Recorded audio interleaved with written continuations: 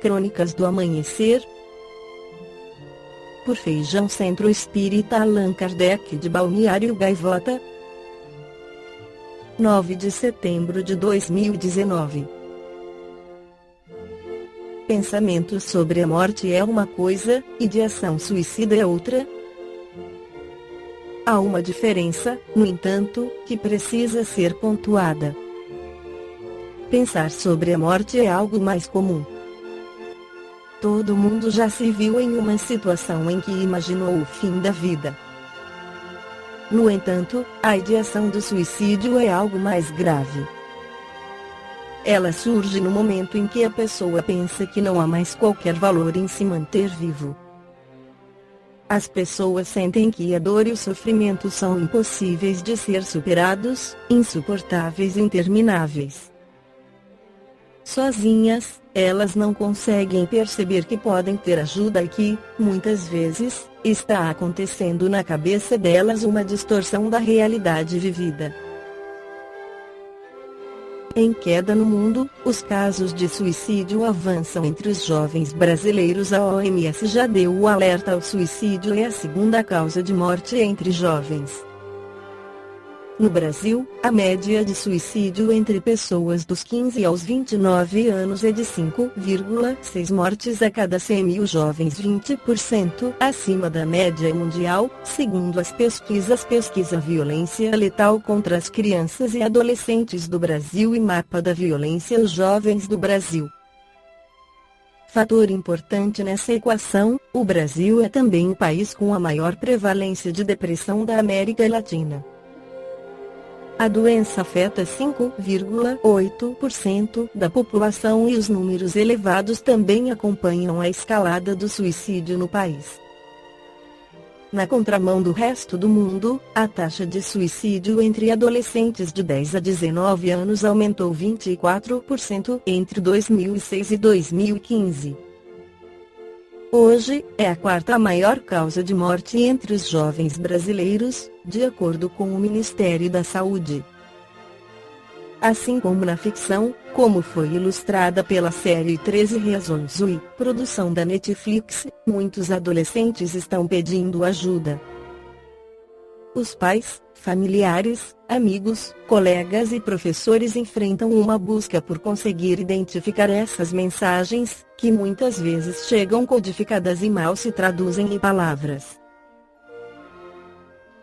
Desinformação e vergonha. Como os jovens enxergam a depressão? Segundo a pesquisa Depressão, Suicídio e Tabu no Brasil, um novo olhar sobre saúde mental, realizada pelo Ibope Conecta, os jovens brasileiros sabem pouco sobre a depressão, sentem vergonha de falar sobre o assunto e não estão convencidos sobre a importância do tratamento. Para 26% dos entrevistados de 18 a 24 anos, a depressão é uma doença da alma e quase um terço deles, 29%, não acredita que a depressão é uma doença que possa ser tratada. Quando se analisa um grupo ainda mais jovem, dos 13 aos 17 anos, a situação também preocupa. Para 23% deles, não existem sintomas físicos na depressão, porque ela não seria uma doença, mas apenas um momento de tristeza.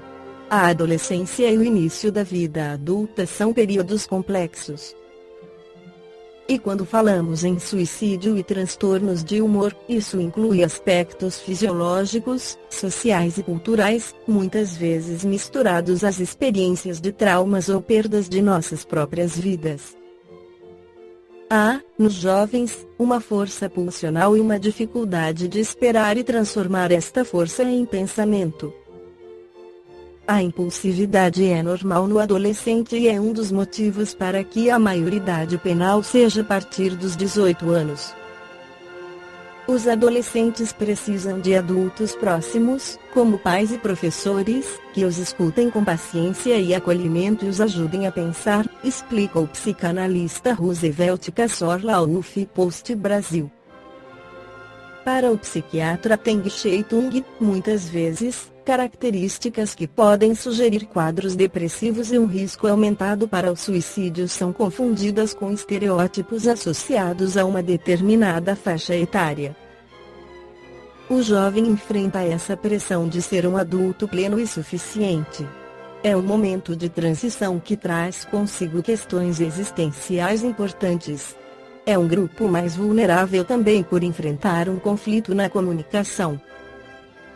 Muitas vezes, os jovens só conseguem construir uma ponte de apoio entre eles, e o adulto acaba se distanciando do que está acontecendo no mundo interior, explica.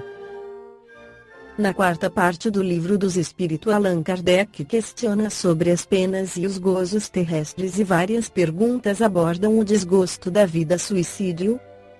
943. Donde nasce o desgosto da vida, que, sem motivos plausíveis, se apodera de certos indivíduos. Efeito da ociosidade, da falta de fé, também, da saciedade. Para aquele que usa de suas faculdades com fim útil e de acordo com as suas aptidões naturais, o trabalho nada tem de árido e a vida se escoa mais rapidamente. Ele lhe suporta as vicissitudes com tanto mais paciência e resignação, quanto obra com o fito da felicidade mais sólida e mais durável que o espera. 944. Tem o homem o direito de dispor da sua vida. Não, só a Deus assiste esse direito. O suicídio voluntário importa numa transgressão desta lei. Não é sempre voluntário suicídio. O louco que se mata não sabe o que faz. 945. Que se deve pensar do suicídio que tem como causa o desgosto da vida? Insensatos. Porque não trabalhavam? A existência não lhes teria sido tão pesada. 946. E do suicídio cujo fim é fugir, aquele que o comete, as misérias e as decepções deste mundo? Pobres espíritos, que não têm a coragem de suportar as misérias da existência. Deus ajuda aos que sofrem e não aos que carecem de energia e de coragem. As tribulações da vida são provas ou expiações. Felizes os que as suportam sem se queixar, porque serão recompensados. Ai, porém, daqueles que esperam a salvação do que, na sua impiedade, chamam acaso, ou fortuna. O acaso, ou a fortuna, para me servir da linguagem deles, podem, com efeito, favorecê-los por um momento, mas para lhes fazer sentir mais tarde, cruelmente, a vacuidade dessas palavras, aos que hajam conduzido o desgraçado a esse ato de desespero sofrerão as consequências de tal proceder. Oh! Esses, ai deles! Responderão como por um assassínio.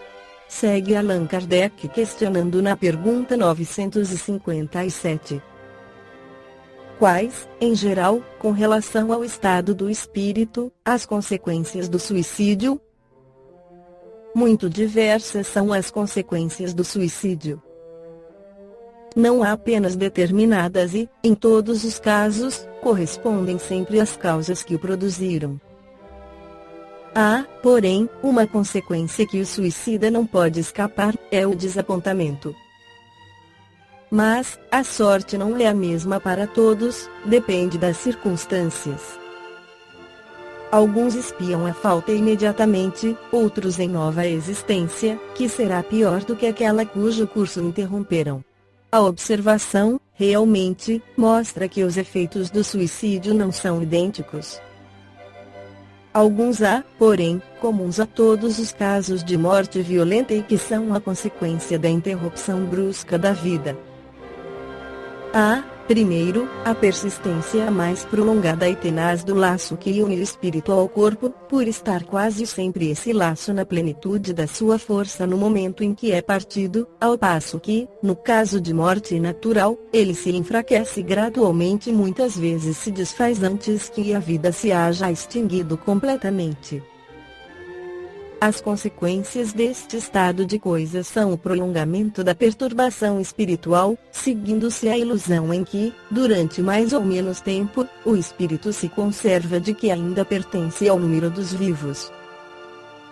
A afinidade que permanece entre o espírito e o corpo produz na alguns suicidas, uma espécie de repercussão do estado do corpo no espírito, que, assim, a seu mau grado, sente os efeitos da decomposição, donde lhe resulta uma sensação cheia de angústias e de horror, estado esse que também pode durar pelo tempo que devia durar a vida que sofreu interrupção.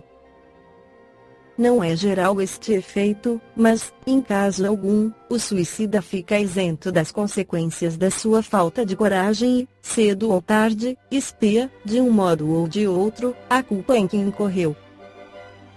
Assim é que certos espíritos, que foram muito desgraçados na Terra, disseram ter se suicidado na existência precedente e submetido voluntariamente a novas provas, para tentarem suportá-las com mais resignação. Em alguns, verifica-se uma espécie de ligação à matéria, de que inutilmente procuram desembaraçar-se, a fim de voarem para mundos melhores, cujo acesso, porém, se lhes conserva interdito. A maior parte deles sofre o pesar de haver feito uma coisa inútil, pois que só decepções encontram.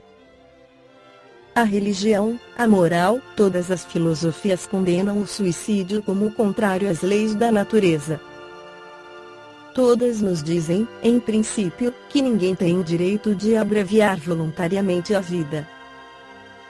Entretanto, por que não se tem esse direito?